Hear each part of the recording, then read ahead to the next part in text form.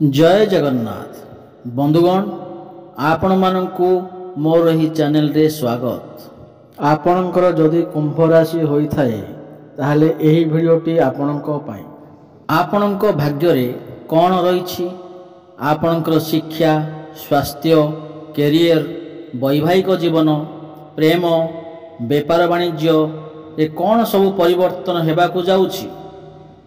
तेबे बंधुगण दुख समस्या समस्तक जीवन में आसी थाए किंतु आपण एहार प्रतिकार भी करि परिबे। प्रभु जगन्नाथଙ୍କ कृपारू एही दिनटी आपणଙ୍କ ପାଇଁ भलरे कटिबो। तेबे बंधुगण आपण जदि जगन्नाथଙ୍କୁ सच्चा हृदय रे भक्ति एवं विश्वास करुथांती तेबे कमेंट बॉक्स रे जय जगन्नाथ अवश्य लिखि दियंतु। जदिओ बृहस्पति गमनागमन दुर्बल रहिबो शनि गमनागमन आपणଙ୍କ ପାଇଁ संपूर्ण भल अटे।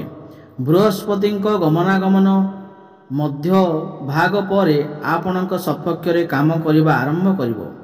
एहीपरि शनि गमनागमन ह्रास पाइबो। प्रत्येक गमनागमन उभय शक्तिशाली एवं दुर्बल फलाफल पाइपारे। एहा सत्वे राहुଙ୍କ गमनागमन आरंभ होइतिबा चतुर्थ घरु एहार नकारात्मक को दूर करिवो। सेठारे अनेक अनुकूल फलाफल मिलिबो। फलस्वरूप शनि कौनसी समस्या घटी न पारे। घरोई जीवन किंबा पुराना समस्या संबंधी किछि समस्या लोप पाइबो। तथापि परिवर्तनर आत्मा मनु किछि मात्रा रे आनंदित करि पारे। बृहस्पति गमनागमन आर्थिक व्यापार उपरे सकारात्मक प्रभाव पकाइबो। फलस्वरूप आर्थिक संकट हेब नहीं एवं राजस्व उत्सरे वृद्धि होई पारे। प्रेम विवाह विद्यालय शिक्षा एवं अन्यान्य क्षेत्र रे अधिक अनुकूल फलाफल मिल पारे। राहुଙ୍କ चतुर्थ घरे रहिथिबा हेतु तुमे बहुत भावप्रवण देखाजिबो। जोंथिपाई तुमर भावना को नियंत्रण रखिबा कष्टकर हेबो। एहीपरि परिस्थिति रे आपणकर स्वतंत्र मनोभाव लोक मानकु द्वंद्वरे पकाइबो एवं आपण विरक्त मध्य अनुभव करि पारंती। एहा आपणक पई भल हेबो। केवल निज भावना को अन्य मानकु जणाइबा ठारू दूरे रुहंतु। समाज रे तुमर स्थिति को सुदृढ़ करिबा एवं धन बुद्धि करिबा पई एही समय अनेक आश्चर्यजनक सुयोग आसीबार संभावना अछि। परिवार सदस्य माने आपणक जीवन रे विशेष गुरुत्व पाई परिबे। जोंथिपाई तुमे सेमानंक जीवन रे अनेक गुरुत्वपूर्ण निष्पत्ति रे जड़ित हेबो। सेमाने तुम सहित परामर्श करिवे।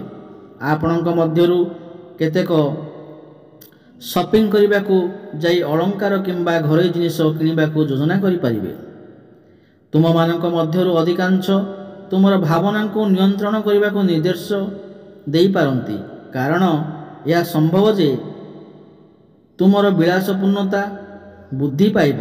जोंथिपाई तुमे तुमर कैरियर प्रति किछि मात्रा रे असावधानता देखा देबो। एही राशिर छात्र माने शिक्षक एवं पितामाता ठारू सहायता पाई परिबे।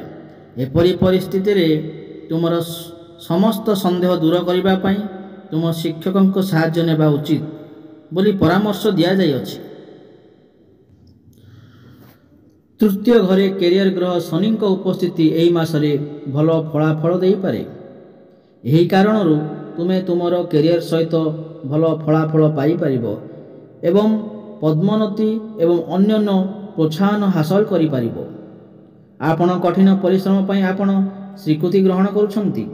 तृतीय घरे शनि स्थिति हेतु आपण निष्ठा एवं साहस हासिल करिबारे समर्थ हेबे। एही जिनिस गुड़िक आपण को एही मासरे आपणक कैरियर सहित सफलतार शिखर रे पहुँचवाकू मार्गदर्शन करि पारे। तुमर वरिष्ठ माने तुमर कौनसी कार्य द्वारा आश्चर्य होई पारंती। आपण निज पई एक प्रतिष्ठा स्थापन करिबाकू सक्षम होई पारंती। जदि आपण व्यवसाय करुछंती तेबे आपण भल लाभ हासिल करि पारंती एवं आपणक प्रतियोगी मानक सहित समान भाव एक भल उदाहरण भाव रे छिड़ा होई पारंती। एही मासरे आपण भागीदारी व्यवसाय करिबारे मध्य सफल होई पारंती। एही मासरे आपणकर पई अधिक यात्रा संभव होई पारे। ଆପଣ ନେଟୱାର୍କିଂ ବ୍ୟବସାୟ କରିବାରେ ମଧ୍ୟ ସଫଳ ହୋଇପାରନ୍ତି ଏବଂ ଏତଦ୍ ବ୍ୟତୀତ ଆପଣ ନିଜ ବ୍ୟବସାୟ ପ୍ରତି ନିଜ ପାଇଁ ସୀମିତ ମାନ ସ୍ଥିର କରିବାକୁ ସମର୍ଥ ହୋଇପାରନ୍ତି। ବୃହସ୍ପତି ଷଷ୍ଠ ସ୍ଥାନ ଅଧିକାର କରିଥିବାରୁ ଆପଣଙ୍କ ସ୍ୱାସ୍ଥ୍ୟ ଏହି ମାସ ଆପଣ ଗଳା ସଂକ୍ରମଣ ଏବଂ ମେଦବହୁଳତା ଭଳି ସ୍ୱାସ୍ଥ୍ୟ ସମସ୍ୟାର ସମ୍ମୁଖୀନ ହୋଇପାରନ୍ତି। ମେଦବହୁଳତା ହେତୁ ଆପଣ ହୁଏତ ଅଧିକ ଓଜନ ହୋଇପାରନ୍ତି ଏବଂ ଏହା ଆପଣଙ୍କ ପାଇଁ ଏକ ହୋଇପାରେ ଏବଂ ଆପଣଙ୍କୁ କମ୍ ଆରାମରେ ରଖିପାରେ। କିନ୍ତୁ ଏହି ମାସରେ ଆପଣଙ୍କ ସ୍ୱାସ୍ଥ୍ୟ ସମ୍ବନ୍ଧରେ କୌଣସି ବଡ଼ ଘଟଣା ଘଟି ନପାରେ କାରଣ ଶନି ତୃତୀୟ ଘରେ ଅନୁକୂଳ ରଖିଛନ୍ତି। ଆହୁରି ମଧ୍ୟ ନିଜକୁ ଫିଟ୍ ରଖିବା ପାଇଁ ଧ୍ୟାନ ଏବଂ ଯୋଗ ଅନୁସରଣ କରିବା ଆପଣଙ୍କ ପାଇଁ ପରାମର୍ଶଦାୟକ ହୋଇପାରେ।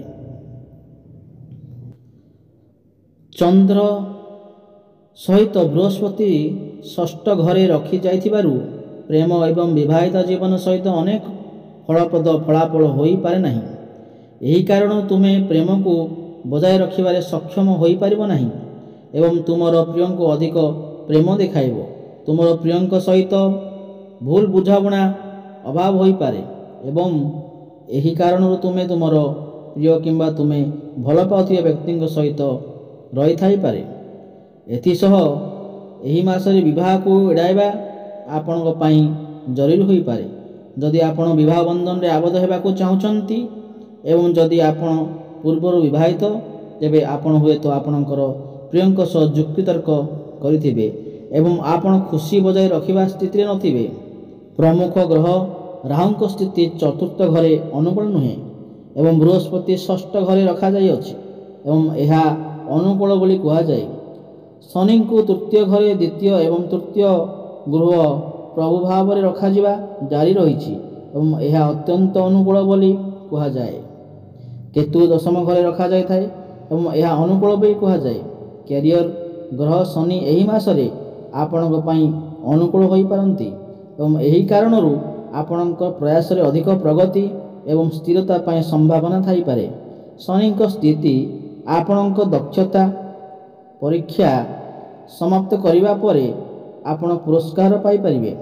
କେତୁ ଅବତରଣ ସ୍ଥାନ ଦଶମ ଘରେ ରଖାଯିବ ଏବଂ ଏହି କାରଣରୁ ଆପଣ ଅଧିକ ପ୍ରଗତିର ବିକାଶ କରିପାରନ୍ତି ଏବଂ ଆପଣଙ୍କ କ୍ୟାରିୟର ସହିତ ବିଦେଶରେ ଅଧିକ ଯାତ୍ରା ମଧ୍ୟ ଯୋଗ ବନୁଅଛି।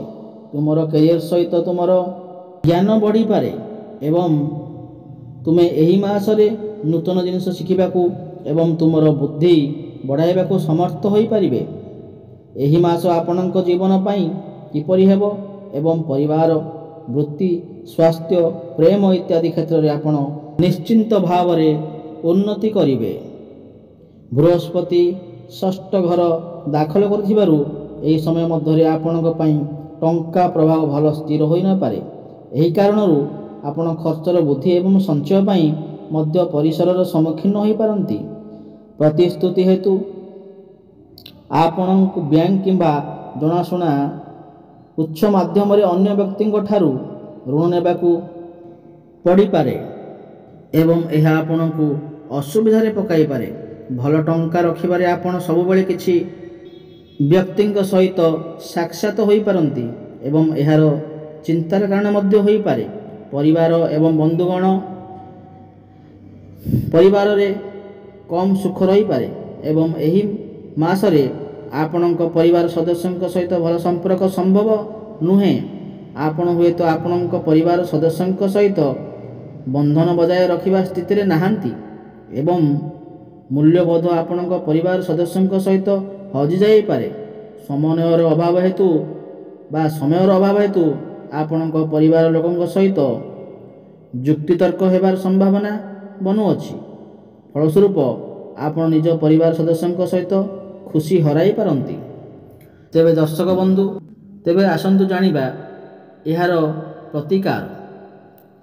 ଗୁରୁବାର ଦିନ ଗରିବ ଲୋକଙ୍କୁ ଖାଦ୍ୟ ଦାନ କରନ୍ତୁ ଏବଂ 108 ଥର ଓମ୍ ଗୁରୁଭ୍ୟେ ନମଃ ଜପ କରନ୍ତୁ। ଗୁରୁବାର ଦିନ ବୁଦ୍ଧ ବ୍ରାହ୍ମଣଙ୍କୁ ଖାଦ୍ୟ ଅର୍ପଣ କରନ୍ତୁ। ଏହା କରିବା ଦ୍ୱାରା ଆପଣଙ୍କ ଜୀବନରେ ଖୁସିର ଲହରୀ ଫେରି ଆସିବ। ତ ବନ୍ଧୁଗଣ, ଯଦି ଏହି ଭିଡ଼ିଓଟି ଆପଣଙ୍କୁ ଭଲ ଲାଗିଥାଏ ତେବେ ଭିଡ଼ିଓଟିକୁ ଗୋଟିଏ ଲାଇକ୍ କରନ୍ତୁ ଏବଂ ଯଦି ଆପଣ ଏହି ଚ୍ୟାନେଲକୁ ନୂଆ ଆସିଛନ୍ତି ତାହେଲେ ଚ୍ୟାନେଲଟିକୁ ସବସ୍କ୍ରାଇବ୍ କରିନିଅନ୍ତୁ ଏବଂ ପାଖରେ ଥିବା ବେଲ୍ ଆଇକନ୍କୁ ପ୍ରେସ୍ କରିଦିଅନ୍ତୁ। ତେବେ ଦର୍ଶକ ବନ୍ଧୁ ପୁଣି ଦେଖା ହେବ ଆଗାମୀ ଭିଡ଼ିଓରେ। ଜୟ ଜଗନ୍ନାଥ।